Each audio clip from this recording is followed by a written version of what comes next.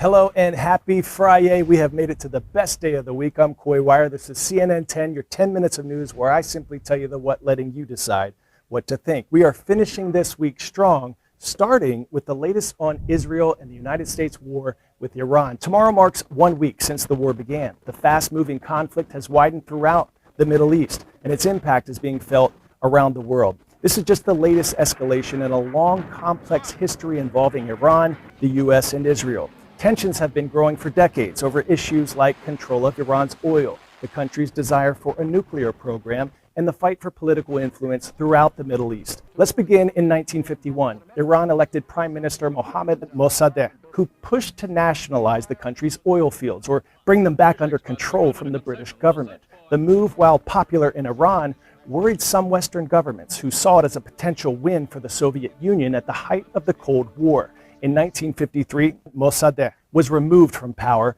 as part of a U.S.-backed coup that overthrew Iran's democratic government. He was replaced by U.S.-supported Iranian monarch Mohammad Reza Pahlavi, who then ruled the country as the Shah, or king, for more than 2 decades. The Shah remained a close ally of the U.S., but many Iranians resented the foreign interference, fueling an anti-American sentiment in the country.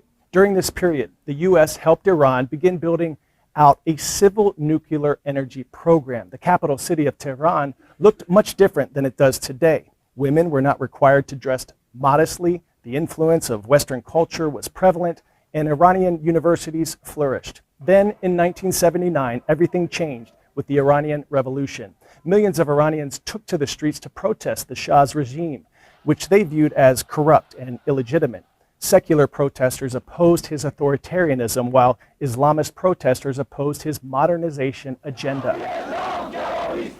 The Shah was forced to flee the country, and Iran transformed from a Western-backed monarchy to an Islamic republic. That's a form of government in which religious leaders hold majority political power. This new government was led by Supreme Leader Ayatollah Ruhollah Khomeini, an Islamic scholar who'd been exiled during the Shah's reign. He served until his death in 1989. He was succeeded by the nation's most recent Supreme Leader, Ali Khamenei, who was killed last week in the U.S.-Israeli military strikes in Tehran. The Iranian Revolution marked a stark shift in Iranian relations with both the U.S. and Israel. It was marked by events like the Iran hostage crisis, when dozens of American citizens were held hostage in Tehran for 444 days. And in the 5 decades since, tensions between these countries have continued to grow.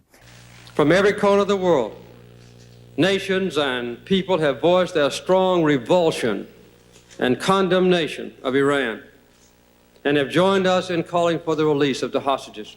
Iran's current government does not recognize the state of Israel, and Israel has long accused Iran of using their nuclear energy program to develop nuclear weapons. There's no indication Iran currently has developed any, though the country has built a stockpile of enriched uranium, a precursor to building nuclear weapons. In 2015, Iran reached a landmark deal with the U.S. and 5 other world powers to scale back its nuclear program in exchange for the lifting of sanctions or economic penalties.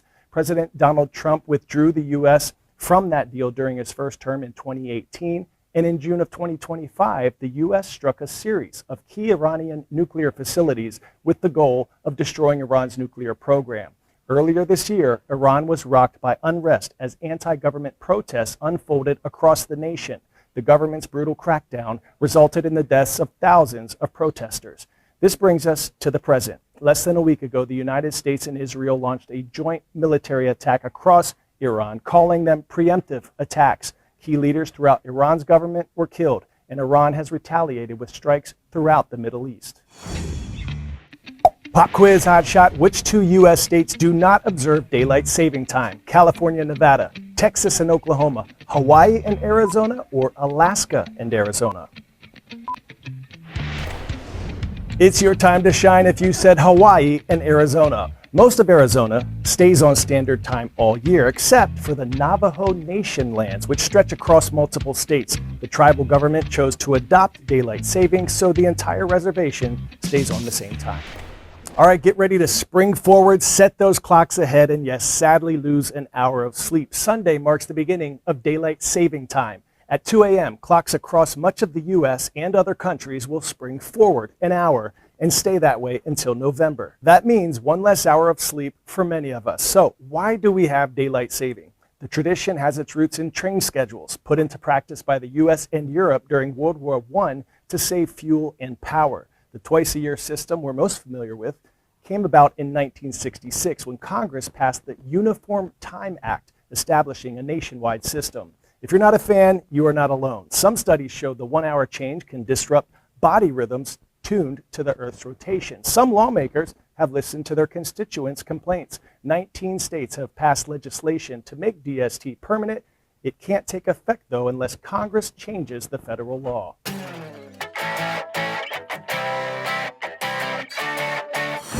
This Women's History Month, we have been highlighting some of the groundbreaking women of Fuck Barrio Los Aztecas!